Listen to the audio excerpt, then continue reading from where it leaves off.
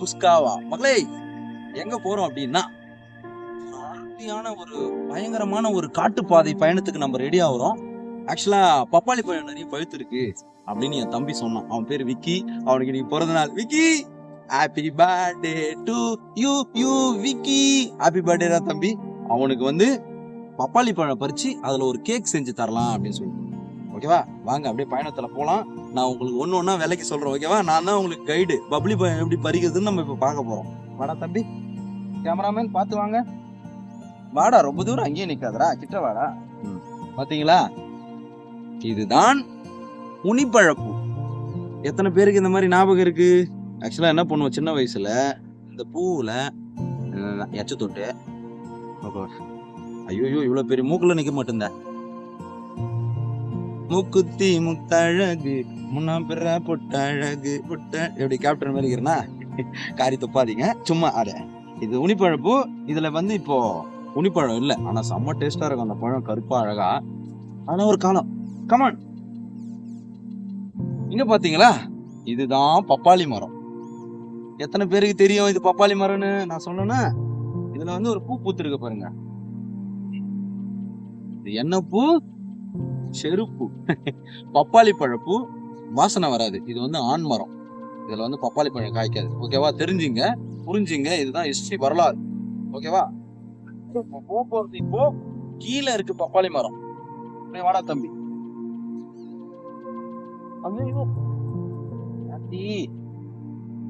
பாருங்க, பப்பாளி மரம் கழனில படுத்திருக்கு. இந்த மரத்துல சாஞ்சி இந்த மரம் வந்து அப்படி இங்க கொஞ்சம் டர்ன் பண்ணுப்பா.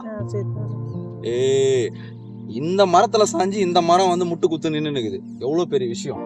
இப்ப நான் வந்து இந்த ஆபத்தான ஒரு பகுதியில நம்ம இப்ப நிக்கிறோம். என்ன ஒரு வருத்தம் அப்படின்னா, நான் அந்த மரம் ஆல்ரெடி அது சாகிற நிலைமையில இருக்கு. நான் அது மேல கால் வச்சா பாக்க அது இன்னும் செத்து போடுமோ அப்படின்ற ஒரு பயத்துல பப்பாளி பழ பால்லாம் மேல பட்டுச்சு. இருந்தாலும் நான் விட மாட்டேன், பறிச்சு காட்டுறேன். எப்படி பப்பாளி பழம் பறிக்கிறதுன்னு தெரிஞ்சுங்க. ஐயோ பாத்தீங்களா, தலைவன் ஆல்ரெடி படுத்துட்டான். நான் படுத்தா அவன் செத்துடுவானோன்னு ஒரு வருத்தம். இருந்தாலும் விட மாட்டேன்.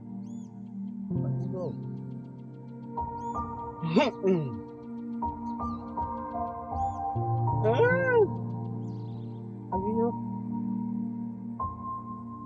அசிங்கமாயிடுமே ஒரு பப்பாளி பழம்.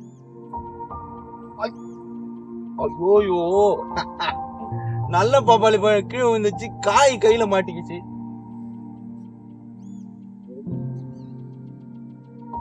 அதையும் கீழே கீழே விட்டுற போறனா?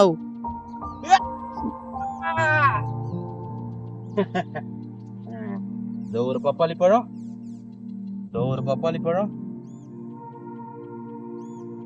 ஒண்ணு